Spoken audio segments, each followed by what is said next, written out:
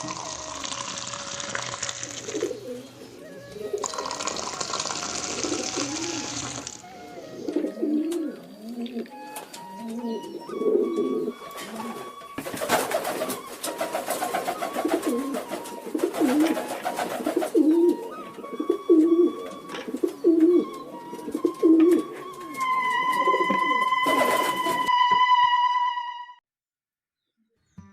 Afternoon বন্ধুরা, সকালে চায়ের পর্বের পর ফিরে আসলাম আবার অনেকক্ষণ পরে। তো বন্ধুরা, তোমরা অনেকেই আমাকে বলেছিলে যে দিদিভাই চাল কুমড়োর বড়ার রেসিপিটা শেয়ার করো, তো সেই জন্য আজকে চাল কুমড়োর বড়ার রেসিপি নিয়ে এসেছি। আর যেহেতু বাড়িতে মিস্ত্রি, তাই ভিডিওটা সকাল থেকে শুরুই করতে পারিনি। তো বন্ধুরা দেখো, কড়াইয়ে তেল দিয়ে দিয়েছি আর এখানে চাল কুমড়োগুলোকে আমি কেটে নিয়েছি। আর এটার মধ্যে আমি দিলাম হচ্ছে এই যে ব্যাটারটা দেখতে পাচ্ছ, এটার মধ্যে আছে চাল বাটা, অল্প বেসন, তারপরে একটু লাল লাল দেখছো লঙ্কার গুঁড়ো আছে, লবণ আছে, হলুদ আছে। তো ভালো করে ব্যাটারটা মিক্সিতে মিক্স করে নিয়ে তারপরে এই যে ডুবিয়ে ডুবিয়ে এইভাবে তেলের মধ্যে ছেড়ে দিব। তো এইভাবেই হয়ে যায় চাল কুমড়োর বড়া। আর হ্যাঁ, এটাকে কিন্তু একদম মিডিয়াম যে গ্যাসের আঁচটা একদম মিডিয়াম করে দিতে হবে, তার কারণ যেহেতু চাল কুমড়োটাও সেদ্ধ হতে হবে না ভালো করে। তো যদি হাই থাকে তাহলে দেখা গেল ভেতরের যে সেটা হচ্ছে চাল কুমড়োটা, সেটা হচ্ছে ওই শক্ত শক্তই থাকলো আর বাইরে দিয়ে এটা হয়ে গেল। তো সেরকম দেখতে ভালো লাগবে না, খেতেও ভালো লাগবে না। দেখতে হয়তো ভালো লাগবে কিন্তু খেতে ভালো লাগবে না। তো সেই জন্য একদম আঁচটা কমিয়ে এটাকে ধীরে ধীরে হতে দিতে হবে। তো দেখো, সমস্ত পুর দিয়ে চাল কুমড়োগুলোকে আমি এইভাবে, আর পুরটা বেশি মোটাও হবে না বেশি পাতলাও হবে না, এইভাবে আর কি দিতে হবে। আর যেহেতু চাল বাটা দেওয়া আছে তাহলে কিন্তু সুন্দরই হবে। তো দেখো, একটু আমার চাল বাটা বেঁচে গেছে, তো ভাবলাম যে এটা দিয়ে আমি একটু বাঁধাকপি রান্না করে নিই। তো দেখো, আমার একটা সাইড হয়ে গেছে, তো এটাকে আমি পুরোটা উল্টোতে চাচ্ছি। পরে দেখছি যে না, পুরোটা একসাথে উল্টানো যাবে না, ভেঙে যাবে। তো তার কারণে আমি একটা একটা করে এইভাবে তুলে নেব।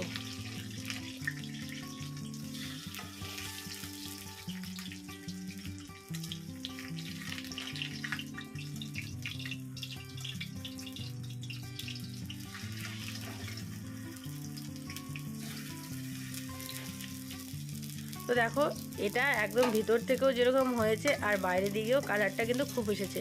একটু যদি লঙ্কার গুঁড়ো দেওয়া যায় তাহলেই কিন্তু কালারটা খুব সুন্দর আসে। তো এই আর কি। আর লঙ্কার গুঁড়োটা তোমরা যদি চাও তো দিবে, না চাও তো না দিবে। আর দেখো, এই যে বললাম যে অল্প একটু চাল বাটা বেঁচে গেছে, তো ওটা দিয়ে আমি এখন বাঁধাকপিরও বড়া করব।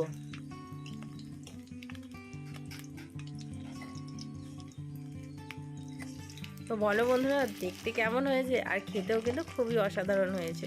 তো তোমরাও এভাবে কিন্তু বাড়িতে ট্রাই করে খেতেই পারো। সাথে যদি একটু ডাল থাকে, পাতলা মুসুর ডাল, তাহলে আর কিছুই লাগে না।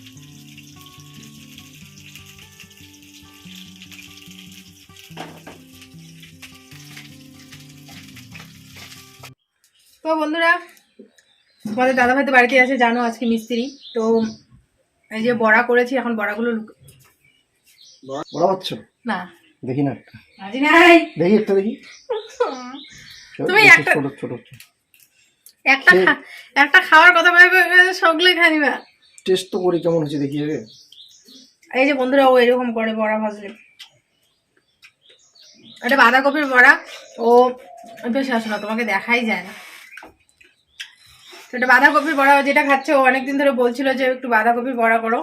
তো আজকে যেহেতু এই যে কুমড়োর বড়াটা করার পরে না অল্প একটু বাঁধাকপি কি বলে ওটাকে, চাল বাটা বেটে রয়ে গেছিলো, তো ওটার মধ্যেই অল্প বাঁধাকপি পাতা দিয়ে খাইলে কয়েকটা, শুধু তোমাদের দাদা ভাইয়ের জন্য যে ভেজেছি। আর এই কুমড়োর বড়াটা আমি একা খাবো আর মিস্ত্রিরা খাবে। ভালো হয়েছে, দারুণ। তো বড়া আমার খুব পছন্দের বন্ধুরা, রান্নাঘরে আসলে আমি বড়া দেখলে আর কি লোক সামলাতে পারি না। তো বন্ধুরা, এখন তোমাদের সাথে একটা জিনিস শেয়ার করি। আমি যে বাঁধাকপি ঘন্টগুলো রান্না করি, শেয়ার করি, সেখানে একজন আমার থেকে বড় বলেছিল, তাই না? তোমাদের দেখাই। তো সেখানে একজন বলেছিল যে কিছু মনে করো না, আমি তোমার মায়ের মতো। তো শিবানী ব্যানার্জি বলেছিল, কিছু মনে করো না, আমি তোমার মায়ের মতো। তো তুমি যেভাবে বাঁধাকপিটা রান্না করেছো খুব ভালো হয়েছে দেখতেই, কিন্তু আমিও একভাবে আমি একভাবে রান্না করি, সেইভাবেও তুমি কিন্তু রান্না করে দেখতে পারো, খুব টেস্ট হয়। তো যাই হোক, আজকে সেই কাকিমার কথা মতো আজকে রান্না করব, তো দেখি কেমন হয়। আর জানি ভালোই হবে, যেহেতু আমার থেকে উনি অনেক বড়, তার ওনার রান্নার ধারণাটা আমার থেকে অনেকটা বেশি। তো যাই হোক, আজকে সেই কাকিমার মতোই রান্না করব। যদিও বা উনি বলেছে যে উনি হচ্ছে বেগুন আর আলু বাঁধাকপি তরকারিতে দেয় না, কিন্তু আমি এটার মধ্যে দিব। তার কারণ যেহেতু মিস্ত্রিরা আসে, একটু বেশি আমাকে রান্না করতেই হবে বাড়ানোর জন্য বাঁধাকপিটাকে।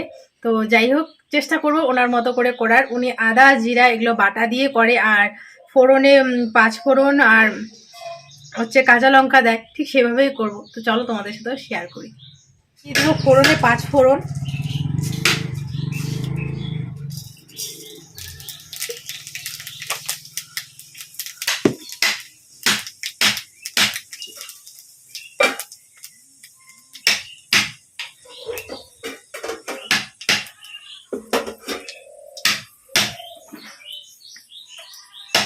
কয়েকটা কাঁচা লঙ্কা,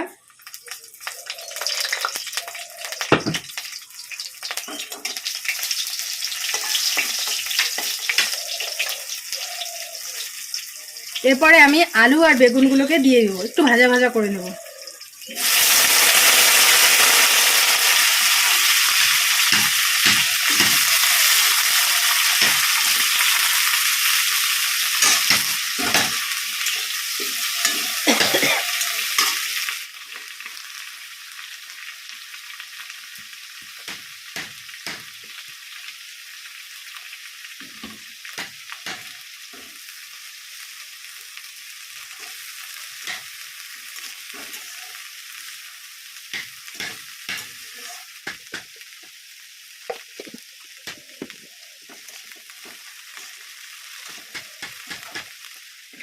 বলেছিল উনি এভাবে করতে, আর একটু মজে গেলে তারপরে হলুদ দিব, তারপরে হচ্ছে আদা বাটা জিরে বাটা দিয়ে করতে। তো অবশ্যই ঠিক সেইভাবেই করব, করে তারপরে খেয়ে বলবো যে কেমন হয়েছে, ঠিক আছে? তো চলো আপাতত রান্নাটা করে নিই, তারপর তোমাদের সাথে কথা হচ্ছে। তো বন্ধুরা দেখো, বাঁধাকপিটা মজে গেছে, তারপরে এটার মধ্যে আদা বাটা জিরে বাটা সমস্ত কিছু দিয়ে আবারও ভালো করে কষিয়ে নিচ্ছি। তো কষিয়ে ভালো করে বারবার করে ঢেকে দিয়ে কষিয়ে নিচ্ছি।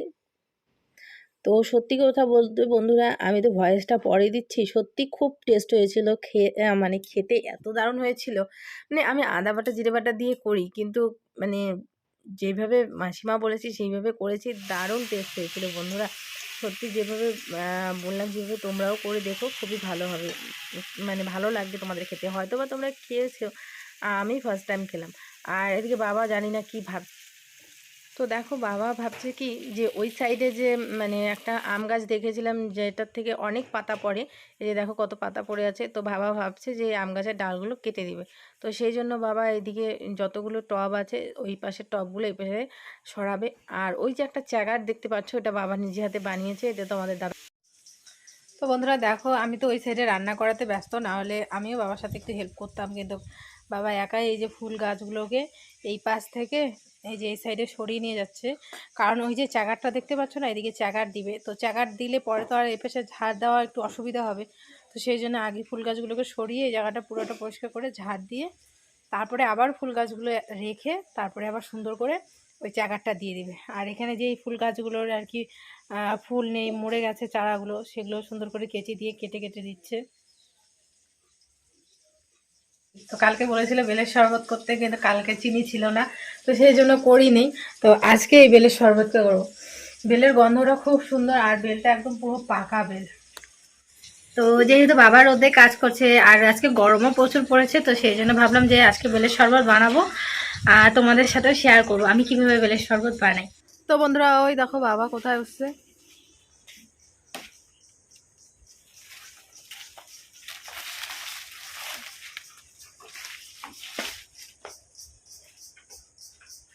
তো দেখো বাবা কোথায় উঠছে, কারণ এই আম গাছটা থেকে এত পাতা পড়ে আর আমি এতবার ঝাড় দেই, মানে বলার মতো না। আমারও একদম অধৈর্য হয়ে গেছে, এই গাছের পাতার জন্যই আমাদের বাড়িতে এত এতবার ঝাড় দিতে হয়, না হলে কিন্তু এতবার ঝাড় দিতেই হয় না। তো বাবা বলে ধেত এই গাছটাই, মানে এই পাশে ডালগুলোই রাখবো না। তো এই জন্য বাবা কী করলো, গাছের উপরে মানে টিনের উপরে উঠছে, যে সমস্ত এই পাশে ডাল যেগুলো আর কি বাড়ির এই পাশে হেলানো আছে সেই ডালগুলো পুরো কেটে দিচ্ছে।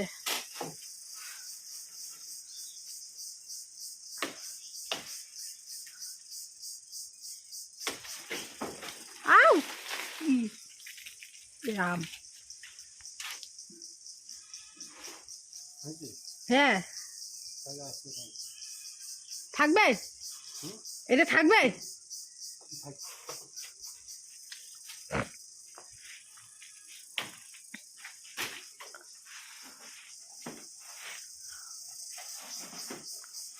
একটা গাছের মধ্যে একটু নাড়া লাগছে আর কি। তো দেখো আমি ওদিকে রান্না বসিয়ে এসেছি, তো বাবা দিকে কাটতে থাক, রান্না করে নেই, পরে আবার কথা হচ্ছে। তো বন্ধুরা দেখো আমার রান্না করা শেষ, আর মিস্ত্রিদের বললাম ওরা একটু পরে খাবে, কারণ ঢালাই যেহেতু করেছে তো ঢালাই শুকিয়ে যাবে, তো বলছে আমরা ঢালাইয়ের কাজটা শেষ করে তারপরে খাবো।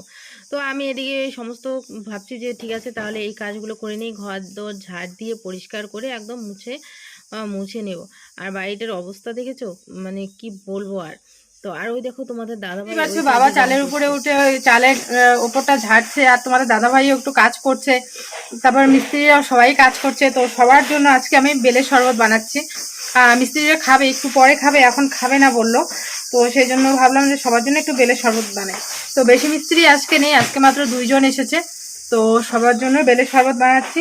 আর শরবতটা তোমাদের সাথে শেয়ার করতে পারলাম না, একদম তাড়াহুড়োতে বানাচ্ছি। তো যাই হোক বেলটাকে দাও, এই যে বেলটাকে ফাটিয়ে বেলটার ভেতরের যে ইসেগুলো ছিল আর কি, বেল যেটা আর কি খাই আমরা, সেটাকে আমি চামচ দিয়ে এভাবে কেকড়ে বের করে নিয়ে ফ্রিজের অল্প জল ছিল, ঠান্ডা জল, সেই জল দিয়ে ওটাকে ভালো করে মানে চটকে সুন্দর করে একদম রসটা বের করে নিয়েছি, আর ছাবড়াটা ফেলে দিয়েছি। এখন চিনি দিয়ে দিয়েছি, চিনি দিয়ে এটাকে একটু ভালো করে চিনিটাকে গলিয়ে নিব, গলিয়ে চা ছাঁকনি দিয়ে ছেঁকে সবাইকে দিব। তো সবাই খেয়ে বলবে যে কেমন হয়েছে, ঠিক আছে।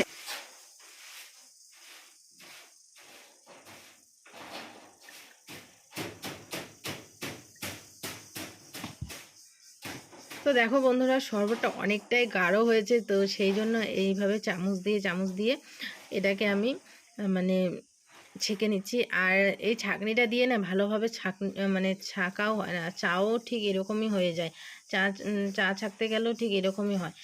তো একটা ভালো ছাঁকনি নিতে হবে ভাবছি, তো দেখা যাক কবে নেব, যবে নেব তবে তো তোমাদের সাথে শেয়ার করবই। তো সবার প্রথমে তোমাদের দাদাভাইকে একটু টেস্ট করাবো, তার একটাই কারণ যে চিনি ঠিনি সমস্ত কিছু হয়েছে কি না তোমাদের দাদাভাই ঠিকঠাক বলতে পারবে না, পরে মিস্ত্রিদের দিয়ে দিব, পরে চিনি হবে না, এটা হবে না, পরে একটা লজ্জার বিষয় না। তো সবার আগে দাদাভাইকে দিয়ে আসবো, দাদাভাইকে দিয়ে আসি, বাবা নামলে পরে বাবাকে দিই। দাদাভাই ঠিক এই জায়গায় রং করছে, এই দেখো তোমার জন্য কি এনেছি,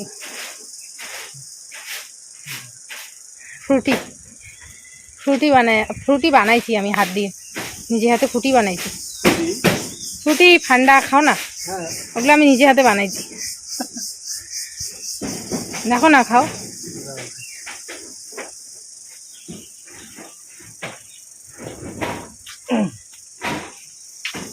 দেখি কিরকম বানাইছে ফ্রুটি, বাড়িতে আবার ফ্রুটি বানানো যায়।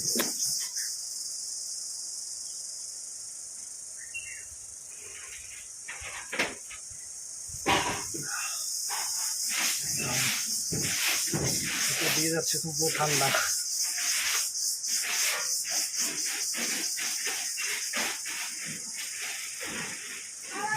এটা কি বলো? বেলের শরবত। বাবা একটু দাও, দারুণ হয়েছে, একদম ভিতর শান্তি, পুরো পেটটাই ঠান্ডা হয়ে গেল। যা গরম আজকে, একটু কাজ করে। তো বন্ধুরা সবাইকে দিলাম, সবার খাওয়া হলো, তো সবাই তো বললো ভালো হয়েছে ভালো হয়েছে।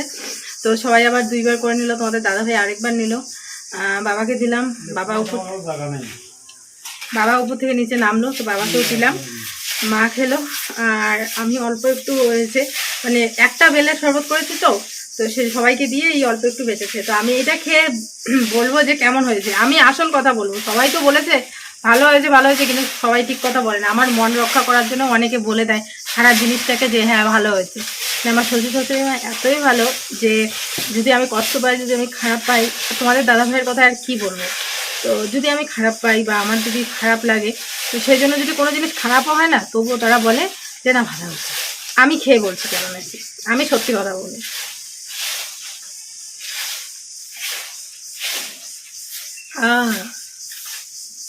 সত্যিই ভালো হয়েছে বন্ধুরা।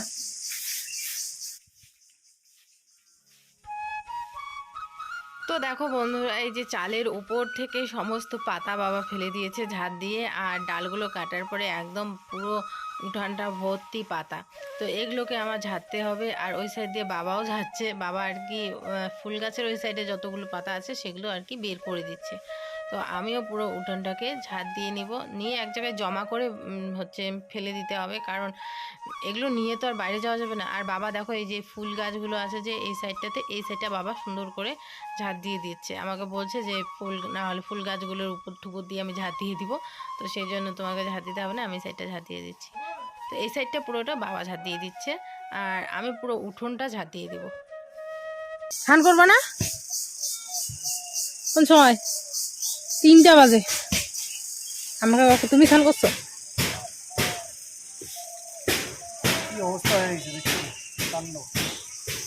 মালাপাতাগুলো প্লাস্টিক দিয়ে ঢাকা দরকার ছিল, প্লাস্টিক দিয়ে ঢাকে দেওয়া দরকার ছিল।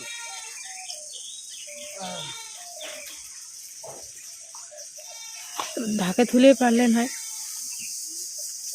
দরকার ছিল।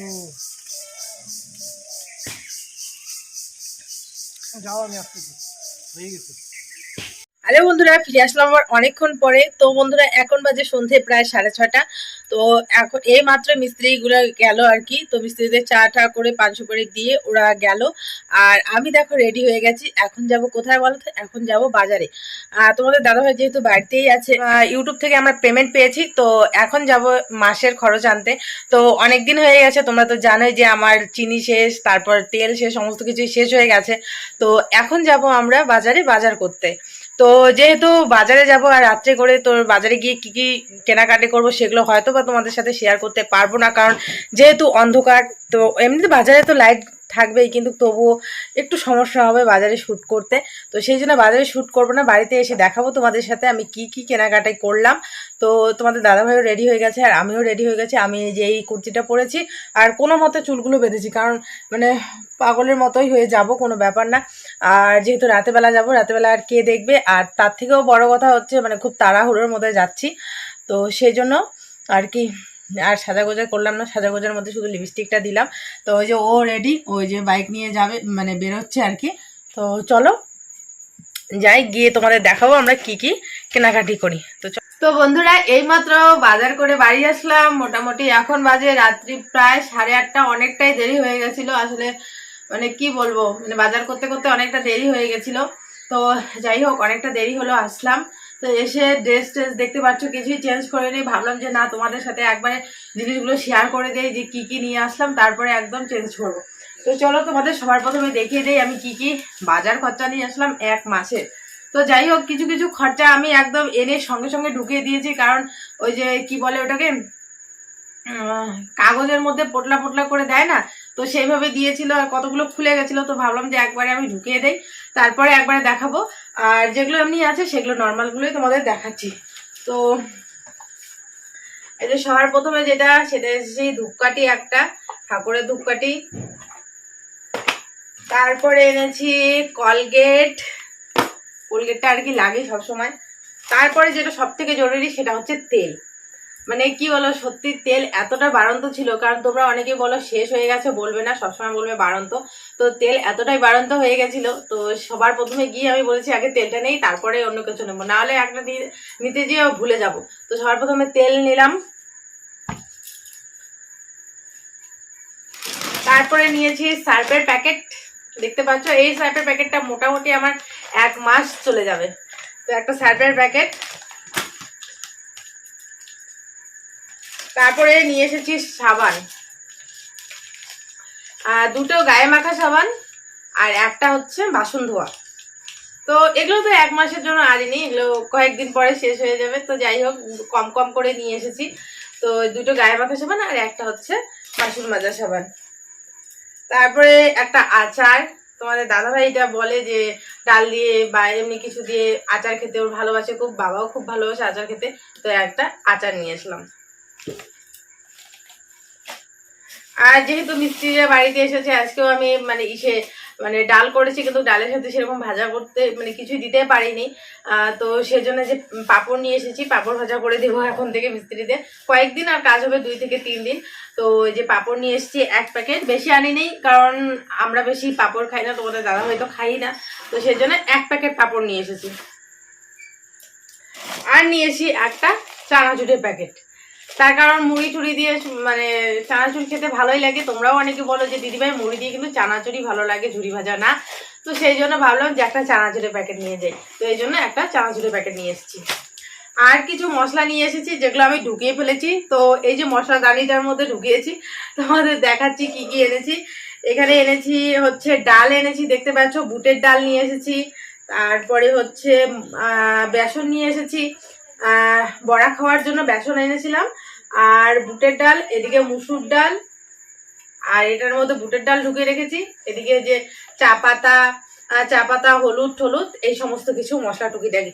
তো ওই মশলাগুলো না ওই যে প্যাকেটে যে কিভাবে পোটলা বাঁধে দেয় না, তোমার কি বলতে পেপারে পোটলা বেঁধে দেয়, তো ওইভাবে দিয়েছিল, তো কয়েকটা খুলে খুলে গেছিল। তো ভাবলাম যে না আগে মশলাগুলো ঢুকিয়ে নেই, তারপরে তোমাদের সাথে কথা বলবো। তো সেই জন্য মশলার যে দানিটা আছে ওটার মধ্যে ঢুকিয়ে নিলাম। তো এই হচ্ছে আমার সারা মাসের বাজার। আর কি এনেছি বলো তো? আর এনেছি একটা শাড়ি। কিসের জন্য এনেছি, কার জন্য এনেছি, সমস্ত কিছুই বলবো, আগে শাড়িটা তোমরা দেখো।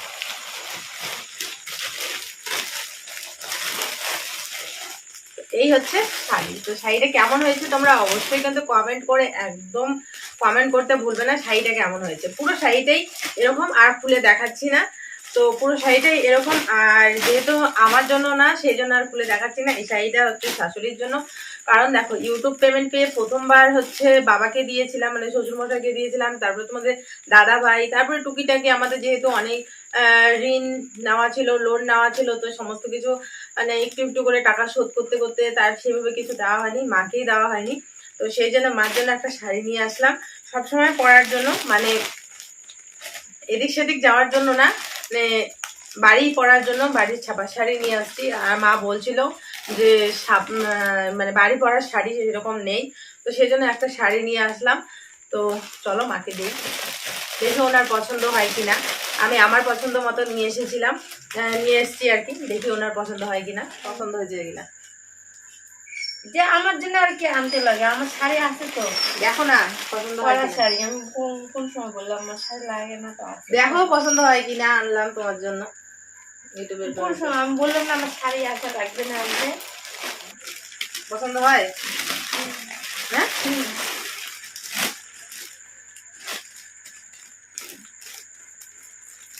তো বন্ধুরা এই যে হচ্ছে শাড়ি, তো শাড়িটা কালকে পরে দেখাবো সবাইকে, ফটো দেখাবো বা ভিডিওতে দেখাবো, শাড়িটা পরে দেখাবে কেমন লাগে। এখন আর করলাম না, তো আর কি। তো তোমার পছন্দ হয়েছে শাড়ি? হ্যাঁ। খুশি হয়েছো? তাহলে আমার বলবে শাড়ি লাগবে না। তো এই হচ্ছে তোমার শাড়ি, আমার ইউটিউবের পেমেন্ট পেয়ে তোমার জন্য শাড়ি আনলাম। ভালো হচ্ছে, খুশি হয়েছো? তো চলো বন্ধুরা, আজকে ভিডিওটা এখানে এন্ড করছি। দেখা হচ্ছে তোমাদের সাথে আবার নতুন ভিডিওতে। ততক্ষণ সবাই খুব ভালো থেকো, সুস্থ থেকো, আর আমাকে যেভাবে সাপোর্ট আর ভালোবাসা দিচ্ছ ঠিক এইভাবে সাপোর্ট আর ভালোবাসা দিতে থেকো। তো চলো বন্ধুরা, আজকের মতো টাটা।